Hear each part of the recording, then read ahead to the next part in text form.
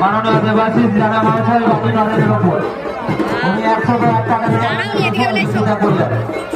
আমাদের মন্দির নির্মাণ প্রকল্পে 100 টাকা সহযোগিতা করেছেন দেবাশিস জানা বাড়ি উৎসব কমিটির পক্ষ থেকে ওনাকে জানাই আন্তরিক প্রীতি শুভেচ্ছা অভিনন্দন। যে সমস্ত সহৃদয় ব্যক্তি আমাদের এই মন্দির নির্মাণ করবে আমাদেরকে সহযোগিতা করতে চান আসুন, আপনাদের রাজ্যে চলে যাবেন।